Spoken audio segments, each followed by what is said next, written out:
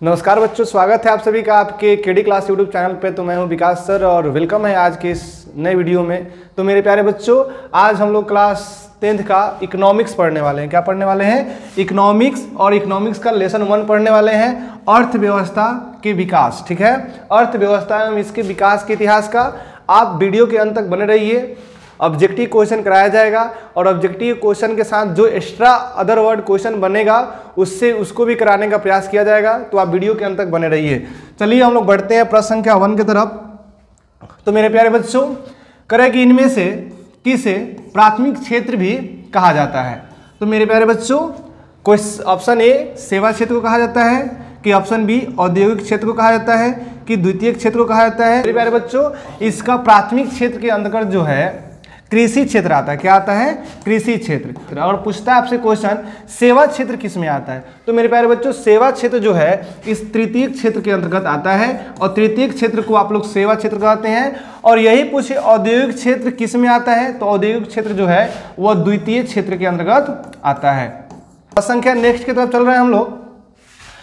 इनमें से किस देश में मिश्रित अर्थव्यवस्था है? अमेरिका में क्या है? तो पूंजीवादी अर्थव्यवस्था है। क्या है मेरे प्यारे बच्चों? पूंजीवादी अर्थव्यवस्था है। और वही देखा जाए रूस, तो रूस में समाजवादी अर्थव्यवस्था है। क्या? समाजवादी अर्थव्यवस्था है। और वही भारत में क्या है? तो भारत में मिश्रित अर्थव्यवस्था है। भारत इसका ऑप्शन सही हो जाएगा। प्रश्न संख्या नेक्स्ट। मेरे प्यारे बच्चों, आप देख सकते हैं इस प्रश्न को लगभग कितने बार एग्जाम में पूछा जा चुका है। लगभग 14 में पूछा गया है, फिर 17 में, 18 में, 19 में। आप लोग के एग्जाम के व्यू से भी यह बहुत इंपॉर्टेंट है। आप इसे जरूर से याद कर लीजिएगा। और इसके साथ अगर आपको कॉपी और नोटबुक ले लीजिए और जो क्वेश्चन आपको नहीं आता है उसको कॉपी में नोट करने का प्रयास कीजिए, क्योंकि आप लोग का एग्जाम जस्ट अभी हाल ही में है। अगर आप नहीं पढ़िएगा तो अब कब पढ़िएगा? फिर क्वेश्चन है नेक्स्ट, भारत में योजना आयोग का गठन कब किया गया था? तो मेरे प्यारे बच्चों, भारत में योजना आयोग का गठन कब किया गया था? तो 15 मार्च 1950 ईस्वी को। कब? 15 मार्च 1950 ईस्वी को योजना आयोग का गठन किया गया था। और योजना आयोग के पदेन जो अध्यक्ष होते हैं, पदेन अध्यक्ष, ये कौन होते हैं? तो प्रधानमंत्री होते हैं। क्या होते हैं? प्रधानमंत्री। और मेरे प्यारे बच्चों, अगर आपसे ये क्वेश्चन पूछे कि योजना आयोग के पदेन अध्यक्ष जब इसका गठन किया गया था तो उस समय भारत के प्रधानमंत्री कौन थे? तो पंडित जवाहरलाल नेहरू जो थे वह भारत इस योजना आयोग के अध्यक्ष थे। पंडित जवाहरलाल नेहरू।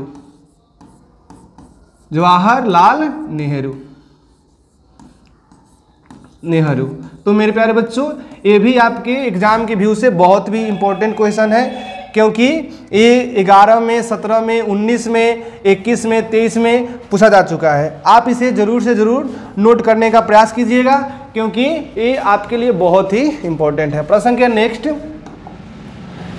जिस देश का राष्ट्रीय आय अधिक होता है वह देश कहलाता है। तो मेरे प्यारे बच्चों, जिस देश का राष्ट्रीय आय अधिक होता है वह क्या कहलाता है? तो वह कहलाता है विकसित कहलाता है। क्या कहलाता है? विकसित। ऑप्शन सी करेक्ट आंसर है। अविकसित नहीं होगा। क्यों नहीं होगा मेरे प्यारे बच्चों? कभी कभी एग्जाम में ना ऑप्शन को भी गलत काट कर हम आंसर को सही कर लेते हैं। तो सबसे पहले आपको जब क्वेश्चन याद नहीं रहे तो ऑप्शन को गलत काटना शुरू कर दीजिए। प्रश्न संख्या नेक्स्ट।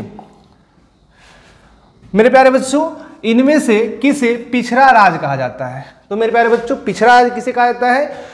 क्या पंजाब को कहा जाता है? नहीं। क्या केरल को कहा जाता है? नहीं। क्या दिल्ली को कहा जाता है? नहीं। दिल्ली की तो प्रति व्यक्ति आय बहुत ज्यादा है, तो दिल्ली कैसे हो सकती है पिछड़ा राज्य? नहीं हो सकती है। दिल्ली जो है केंद्र शासित प्रदेश है और दिल्ली नहीं हो सकती है। पिछड़ा राज्य कौन सा है? बिहार। कौन सा है? बिहार। और बिहार जो है बीमारू राज्य में सबसे पहला बीमारू राज्य कौन सा है? बिहार है। यानी बिहार की प्रति व्यक्ति जो आय है बहुत कम है। बीमारू राज्य में, यानी बीमारू राज्य कहने का मतलब है वैसे राज्य जिनकी प्रति व्यक्ति आय बहुत ही कम है, वहाँ की एजुकेशन पॉलिसी बहुत ही खराब हो, यानी वहाँ पे एजुकेशन की स्थिति दयनीय हो। अगर बीमारू राज्य में देखें तो सबसे पहले बिहार, कौन सी है? बिहार। BI से क्या होता है? बिहार होता है। बिहार जो है सबसे पहला बीमारू राज्य है। उसके बाद है M से क्या होता है? तो M से होता है मध्य प्रदेश। क्या होता है मेरे प्यारे बच्चों? मध्य प्रदेश दूसरे नंबर पे स्थान है। उसके बाद वही बोले A से, तो A से क्या होता है? असम होता है। क्या होता है? असम। और R से क्या होता है? राजस्थान होता है मेरे प्यारे बच्चों। राजस्थान जो है वह बीमारू राज्य के स्थान में चौथे नंबर पे है। और U से उत्तर प्रदेश, उत्तर प्रदेश है, लेकिन अभी उत्तर प्रदेश नहीं कहा जा सकता है उत्तर प्रदेश, क्योंकि उत्तर प्रदेश की GDP जो है हाल ही में बहुत ज़्यादा हो रही है, क्योंकि उत्तर प्रदेश अब बीमारू राज्य की श्रेणी से बहुत दूर जा रहा है, क्योंकि उत्तर प्रदेश बहुत तीव्र गति से ग्रो कर रहा है, अपनी इकोनॉमी को बहुत तीव्र गति से बढ़ा रहा है। प्रश्न संख्या नेक्स्ट मेरे प्यारे बच्चों, भारत के किस राज्य का प्रति व्यक्ति आय सबसे कम है? तो मेरे प्यारे बच्चों सबसे कम है, तो क्या यह गोवा का प्रति व्यक्ति आय सबसे कम है? नहीं, गोवा का प्रति व्यक्ति आय तो सबसे ज्यादा है, सबसे अधिक है। और सबसे अधिक जो है गोवा का प्रति व्यक्ति अगर पूछ दे भारत का कौन सा राज्य है जिसका सबसे प्रति व्यक्ति आय अधिक है, तो सबसे ज्यादा गोवा, ठीक है। और गोवा का जो आंकड़ा है 2023 से 24 के रिपोर्ट के अनुसार लगभग भारत के प्रति व्यक्ति आय से 3 गुना है। फिर केरल का, तो केरल का भी नहीं हो सकता है। सबसे कम है तो सबसे कम बिहार का है। कौन किसका है? बिहार का है। ऑप्शन सी बिल्कुल सही है। प्रश्न संख्या नेक्स्ट, भारत में नीति आयोग की स्थापना कब हुई? तो मेरे प्यारे बच्चों नीति आयोग की स्थापना कब हुई? तो नीति आयोग पहले नीति आयोग योजना आयोग के नाम से जाना जाता था, लेकिन जब नरेंद्र मोदी प्रधानमंत्री बने तो योजना आयोग को चेंज करके क्या बनाए? नीति आयोग बनाए। क्या बनाए? नीति आयोग। आप जानते हैं नरेंद्र मोदी का कार्यकाल कब से रहा? 2014 से रहा। तो 2014 से तो नहीं किए, उन्होंने जनवरी 2015 में नीति आयोग की स्थापना की है। और जनवरी 2015 में, लेकिन कब से? तो फर्स्ट डे यानी 2015 जो है स्टार्टिंग 1 जनवरी, कितना तारीख को? 1 जनवरी को इन्होंने नीति आयोग की स्थापना की है। और जिस प्रकार योजना आयोग के अध्यक्ष प्रधानमंत्री होते हैं, उसी प्रकार नीति आयोग के अध्यक्ष भी कौन होते हैं? प्रधानमंत्री। और तत्कालीन नीति आयोग के अध्यक्ष कौन हुए 2015 ईस्वी में? तो प्रधानमंत्री नरेंद्र मोदी। फिर प्रश्न संख्या नेक्स्ट मेरे प्यारे बच्चों, भारत में कैसी अर्थव्यवस्था पाई जाती है?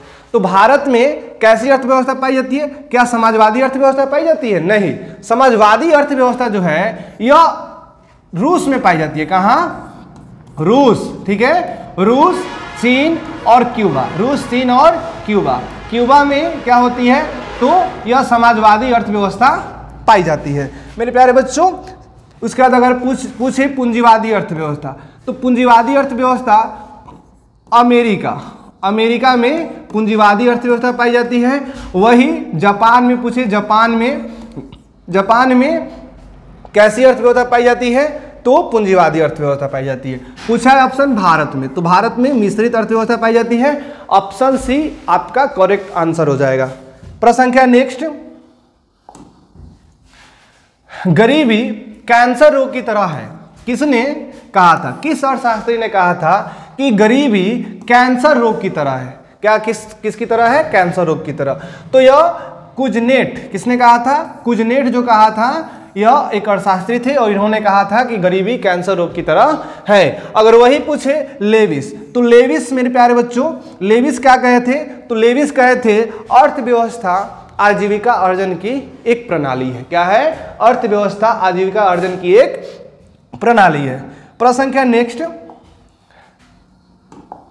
तो मेरे प्यारे बच्चों प्रश्न संख्या नेक्स्ट, किस क्षेत्र को द्वितीय क्षेत्र कहा जाता है? तो मेरे प्यारे बच्चों द्वितीय क्षेत्र किसे कहा जाता है? क्या सेवा क्षेत्र को द्वितीय क्षेत्र कहा जाता है? नहीं, सेवा क्षेत्र को तो हम लोग तृतीय क्षेत्र कहते हैं। क्या कहते हैं? तृतीय क्षेत्र कहते हैं। तो सेवा क्षेत्र को कैसे द्वितीय क्षेत्र कह सकते हैं? कृषि को हम लोग प्राथमिक क्षेत्र कहते हैं, तो कृषि को हम लोग द्वितीय क्षेत्र नहीं कह सकते हैं, प्राथमिक क्षेत्र है। और वही पूछे उद्योग, तो उद्योग जो है यह द्वितीय क्षेत्र के अंतर्गत आ जाएगा और उद्योग आपका बिल्कुल करेक्ट आंसर हो जाएगा। उद्योग किस क्षेत्र के अंतर्गत आएगा? द्वितीय क्षेत्र के अंतर्गत। समझ में है? फिर नेक्स्ट क्वेश्चन, किस क्षेत्र को तृतीयक क्षेत्र कहा जाता है? तो मेरे प्यारे बच्चों अभी आपको जस्ट बताया है कि क्षेत्र को तृतीयक क्षेत्र कहा जाता है, तो सेवा क्षेत्र को तृतीयक क्षेत्र कहा जाता है, कृषि को प्राथमिक क्षेत्र कहा जाता है, उद्योग को द्वितीयक क्षेत्र भी कहा जाता है। प्रश्न संख्या नेक्स्ट, योजना आयोग के पदाध्यक्ष कौन होते हैं? तो मेरे प्यारे बच्चों योजना आयोग के पदाध्यक्ष कौन होते हैं? तो ये प्रधानमंत्री होते हैं। और कौन थे? ये जो पंडित जवाहरलाल नेहरू जो थे यह योजना आयोग के पदाध्यक्ष थे। ऑप्शन ए करेक्ट आंसर है। प्रश्न संख्या नेक्स्ट, भारत की प्रथम पंचवर्षीय योजना का कार्यकाल क्या था? तो मेरे प्यारे बच्चों योजना आयोग के बारे में हर एक साल क्वेश्चन पूछता है एग्जाम में, चाहे आप लोग का एग्जाम क्यों ना हो और चाहे जो कंपटीशन लेवल की तैयारी करते हैं उनका ही एग्जाम क्यों ना हो। तो योजना आयोग को क्या बनाया गया? ऐसे बताया गया कि योजना आयोग जो है ऐसे 5 साल के कार्यकाल में सरकार क्या करेगी, भारत की इनकम की, भारत की पैसा का क्या करेगी, किस क्षेत्र में इन्वेस्ट करेगी, उसी को देखते हुए पंचवर्षीय योजना बनाया गया। और इसका कार्यकाल कब रहा? 1951 से 1956 के बीच में प्रथम रहा। क्या रहा? प्रथम। फिर 56 से लेकर 61 तक द्वितीय, 56 से लेकर द्वितीय, 1956 से लेकर 1961 ईस्वी तक द्वितीय पंचवर्षीय योजना का कार्यकाल रहा। तो मेरे प्यारे बच्चों प्रथम। और यही पूछे कि अभी तक कितने बार पंचवर्षीय योजना शुरू हो चुकी है? तो अभी तक अभी तक 12 बार, यानी 12 पंचवर्षीय योजना को क्या कर दिया गया है? लागू, मतलब अभी तक पंचवर्षीय योजना चल चुकी है। और पंचवर्षीय योजना का कार्यकाल कब से कब तक रहा?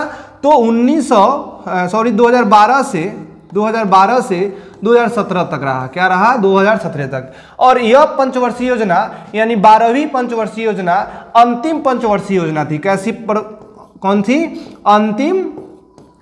अंतिम पंचवर्षीय योजना थी। ठीक है, पंचवर्षीय योजना थी। ठीक है, अंतिम पंचवर्षीय योजना। और यही पंचवर्षीय योजना चेंज होकर क्या बन गया मेरे प्यारे बच्चों? नीति आयोग बन गया। क्या बन गया? नीति आयोग। समझ में है? फिर नेक्स्ट क्वेश्चन चलते हैं हम लोग। प्रश्न संख्या 14, एक समाजवादी अर्थव्यवस्था में सर्वाधिक बल किस पर दिया जाता है? समाजवादी अर्थव्यवस्था मतलब समाज के कल्याण। समाजवादी से आपको याद रखना है कि समाजवादी से समाज होता है और यह समाज के कल्याण के लिए। किसके? समाज के कल्याण के लिए। तो समाज के कल्याण के लिए यानी लोक कल्याण के लिए इसका ऑप्शन डी बिल्कुल सही हो जाएगा। लोक कल्याण पर क्या दिया जाता है? विशेष बल दिया जाता है। समाजवादी अर्थव्यवस्था में क्या होता है कि उत्पादन के जितने भी साधन हो उस पे किसका अधिकार हो? सरकार का अधिकार हो। और सरकार जो है, सरकार को कौन चुनती है? जनता चुनती है। तो जनता के सुख दुख की उसे चिंता रहती है, इसलिए लोक कल्याण पर क्या दिया जाता है? बल दिया जाता है। समझ में है? फिर नेक्स्ट क्वेश्चन हम लोग बढ़ते हैं। प्रश्न संख्या 15, अर्थव्यवस्था के किस क्षेत्र से हरित क्रांति संबंधित है? तो मेरे प्यारे बच्चों हरित क्रांति, अगर यही पूछे हरित क्रांति की शुरुआत कब हुई थी, तो हरित क्रांति की शुरुआत जो थी 1960 के दशक में हुई थी। कब? 1960 ईस्वी के दशक में। ठीक है, दशक में क्या हुई थी? तो हरित क्रांति का शुरुआत हुई थी। और हरित क्रांति को ऐसे कहा जाता है कि किस भारतीय प्रधानमंत्री ने शुरू किया था? तो इस समय के तत्कालीन जो थे प्रधानमंत्री वह लाल बहादुर शास्त्री थे। ठीक है, लाल बहादुर शास्त्री जी। और इन्होंने क्या किया? जब भारत में खदान की कमी हुई तो इन्होंने क्या किया?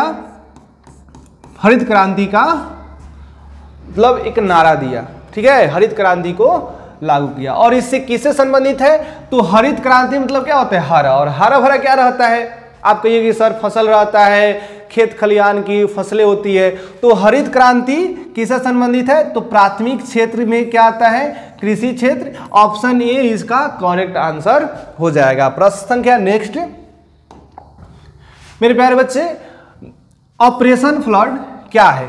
तो ऑपरेशन फ्लड मतलब क्या होता है? ऑपरेशन फ्लड कहने का मतलब है कि बाढ़। फ्लड मतलब क्या होता है, बाढ़, लेकिन यह जो है बाढ़ से संबंधित नहीं है। किससे संबंधित नहीं है, बाढ़ से संबंधित नहीं है, क्योंकि यह बाढ़ यह डेयरी विकास से संबंधित है। ऑप्शन बी सही हो जाएगा। और इसमें बच्चे सब बहुत ज्यादा कंफ्यूज हो जाते हैं। फ्लड मतलब होता है बाढ़, इसलिए बाढ़ नियंत्रण पर क्या करते हैं, टिक करके आते हैं, जो 100% गलती है। डेयरी विकास से इसका संबंध है, ऑपरेशन फ्लड से। समझ में है। संख्या नेक्स्ट, प्रथम राष्ट्रीय मानव विकास रिपोर्ट किस प्रधानमंत्री के कार्यकाल में जारी हुई। तो मेरे प्यारे बच्चों, प्रथम राष्ट्रीय मानव विकास रिपोर्ट अटल बिहारी वाजपेयी जी की सरकार में क्या हुई थी, इसको जारी किया गया था। किसको, मतलब प्रथम राष्ट्रीय मानव विकास, first national human development report. समझ में है। फिर प्रश्न संख्या नेक्स्ट, मानव विकास रिपोर्ट का प्रकाशन किसके द्वारा किया जाता है। तो मेरे प्यारे बच्चों, मानव विकास का WTO मतलब होता है world trade organisation, world trade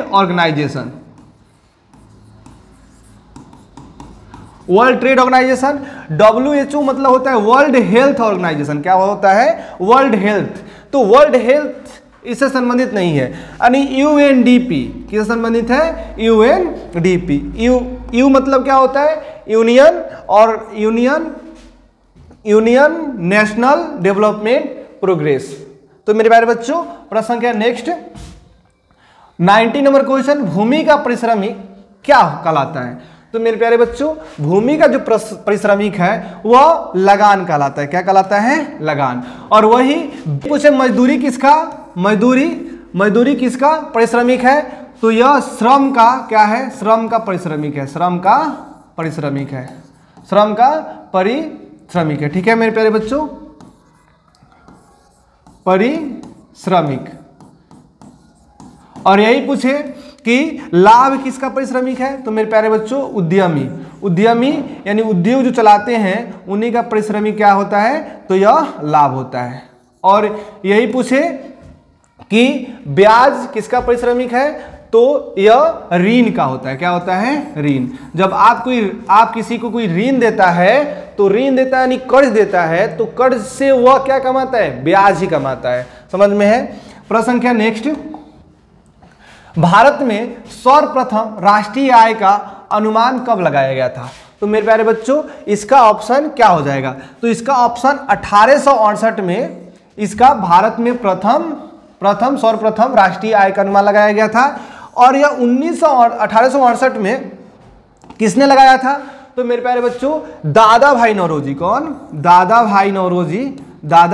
भाई नौरोजी जो थे, इन्होंने क्या किया, तो भारत में राष्ट्रीय आय का अनुमान लगाया था। और इस समय यानी जब इन्होंने अनुमान लगाया था, तो भारत की प्रति व्यक्ति आय कितना रुपए बताए थे, तो मात्र 68 रुपया बताए थे। कितना रुपया बताए थे, 68 रुपया इन्होंने भारत के प्रति व्यक्ति आय बताए थे। प्रश्न संख्या, ये आपका ऑब्जेक्टिव प्रश्न का अंतिम प्रश्न है।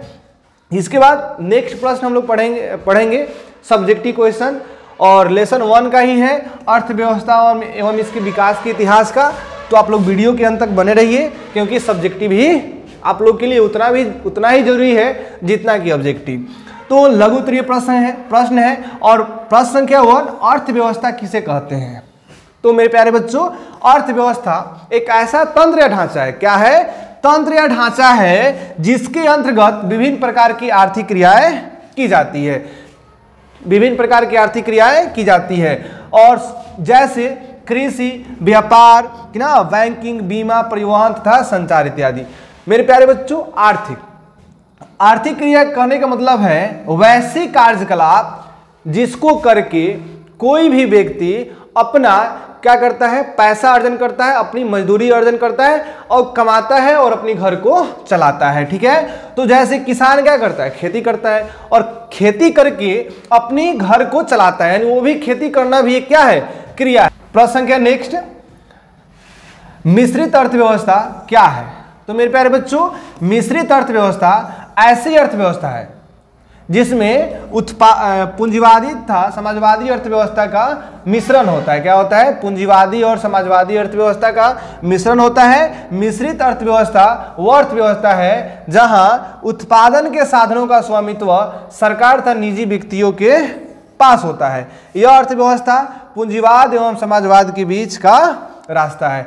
तो मेरे प्यारे बच्चों, इसका आंसर जो है आप यहां से भी लिख सकते हैं और जरूरी है तो पूरा भी लिख सकते हैं। तो कहने का मतलब है उत्पादन, और उत्पादन किसी भी देश में क्या उत्पादन कहता है? दवाइयाँ उत्पादन की जाती है कि ना, ऐसे बहुत सारे बिजली के सामान जो उद्योग होते हैं वह स्थापित होते हैं। भारत में अनेक सारी कंपनियां हैं और उन कंपनियों पर सरकार का भी अधिकार होता है और निजी व्यक्तियों का भी अधिकार होता है। निजी व्यक्ति अपनी मर्जी से उस उद्योग को चलाते हैं और अपनी मर्जी से ही उस वस्तु का मूल्य निर्धारण करते हैं। यानी कि ये सामान जो है, जैसे पेन है, तो इस पेन को कितना में बेचना है निजी व्यक्ति क्या करते हैं, वह अपनी डिसाइड करते हैं। लेकिन वही मिश्रित अर्थव्यवस्था, इसमें सरकार का भी अधिकार होता है। अगर कोई लोगों के लिए मूलभूत आवश्यकता की चीजें हैं, जैसे गेहूं की जो फैक्ट्री है वो आटा बनाती है, अगर किसी दिन वो कही कि ना कि हम जो है गेहूं का जो आटा बनता है इसको हम 30 रुपये न बेचकर हम लोग 80 रुपये 100 रुपये बेचेंगे, तो ये तो लोग भूखे मर जाएंगे कि ना, इसीलिए उस पर सरकार का भी क्या होता है, अधिकार होता है। दवाई जो फैक्ट्री है, दवाई फैक्ट्री, उस पर भी क्या होता है, सरकार का अधिकार होता है। जो लोगों के मूलभूत की आवश्यकता वाली वस्तुएं होती है वह सरकार अपने कंट्रोल में ले लेती है। और यही समाजवादी अर्थव्यवस्था और पूंजीवादी अर्थव्यवस्था के बीच में क्या है, रास्ता है। प्रश्न संख्या नेक्स्ट, तो सतत विकास क्या है? तो मेरे प्यारे बच्चों, यही पूछे कि सतत विकास का शाब्दिक अर्थ है ऐसा विकास। क्या? ऐसा विकास कि जो जारी रह सके, कि ना टिकाऊ बना रह सके। ठीक है, सतत विकास में न केवल वर्तमान पीढ़ी बल्कि भावी पीढ़ी के विकास को भी ध्यान में रखा जाता है। तो मेरे प्यारे बच्चों, कहने का मतलब है ऐसा विकास जो क्या रह सके, जारी रह सके। यानी पहले सरकार द्वारा प्लानिंग ऐसी व्यवस्था जो खुद के लिए उपयोगी तो हो, लेकिन वह आने वाला पीढ़ी में भी क्या रहे, उपयोगी रहे। जैसे मान लीजिए कि सरकार क्या करती है, स्कूल खोलती है कि ना, तो स्कूल में खुद उस समय के तत्कालीन बच्चे भी पढ़ते हैं और उसके आने वाले पीढ़ी में पढ़ते होंगे। आप एग्जाम्पल के लिए ले लीजिए ना, आपके गांव में जो सरकारी स्कूल हुआ करता होगा, जो हाई स्कूल हुआ करता होगा, जिसमें आपके बड़े बड़े भाई बहन पढ़ते होंगे और उसी स्कूल में आप भी पढ़ते हैं, तो वही स्कूल जो है क्या हो जाएगा, सतत विकास के अंतर्गत आ जाएगा। हॉस्पिटल जो है, पंचायत भवन जो है, यह सतत विकास के अंतर्गत ही आ जाएगा। करेगी बुंडलैंड आयोग ने सतत विकास के बारे में बताया है कि विकास की वह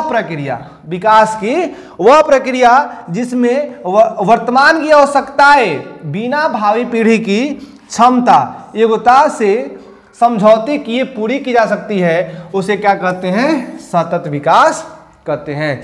प्रश्न संख्या नेक्स्ट, आर्थिक नियोजन क्या है मेरे प्यारे बच्चों?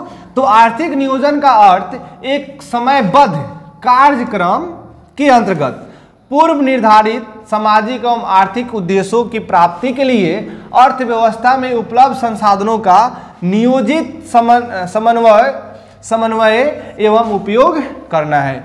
तो मेरे प्यारे बच्चों, आर्थिक नियोजन का अर्थ क्या है, समयबद्ध। यानी समयबद्ध कहने का मतलब है एक निश्चित समय में एक कार्यक्रम, एक योजना बनाना और उस योजना के अंतर्गत भारत में जो सामान है उसी को क्या करना, सही तरीका से उपयोग योग्य बनाना। तो मेरे प्यारे बच्चों, प्रश्न संख्या नेक्स्ट, मानव विकास रिपोर्ट क्या है? Human development report. What is the human development report? तो मानव विकास रिपोर्ट यानी HDR से विभिन्न देशों की तुलना, लोगों के शैक्षणिक स्तर, उनकी स्वास्थ्य स्थिति एवं प्रति व्यक्ति आय सम्मिलित होती है ह्यूमन डेवलपमेंट रिपोर्ट में। ठीक है मेरे प्यारे बच्चों, कि किसी भी देश में जो वहाँ के जो एजुकेशन सिस्टम है यानी शिक्षा है, ठीक है, शैक्षणिक स्तर है, स्वास्थ्य की स्थिति है, ठीक है, और उस वहाँ की प्रति व्यक्ति आय कितना है। जिस देश का प्रति व्यक्ति आय अधिक होगा, जहाँ पे ठीक है, जहाँ पे शैक्षणिक स्तर की मतलब शैक्षणिक स्तर अच्छे होंगे, शिक्षा व्यवस्था अच्छी होगी, स्वास्थ्य की वहाँ के लोगों में स्वास्थ्य बहुत ही अच्छी होती होगी, तो वहाँ के कहा जाएगा कि वहाँ का यानी ह्यूमन डेवलपमेंट रिपोर्ट में उस देश का स्थान आगे है। तो 2001 में भारत में एक अमेरिकी कंपनी द्वारा क्या किया गया था, तो एक रिपोर्ट जारी किया गया था और 177 देश में भारत का स्थान 137वें पर बताया गया था कि ह्यूमन डेवलपमेंट रिपोर्ट में भारत का स्थान कितना है, 137 नंबर पे है। प्रश्न संख्या नेक्स्ट।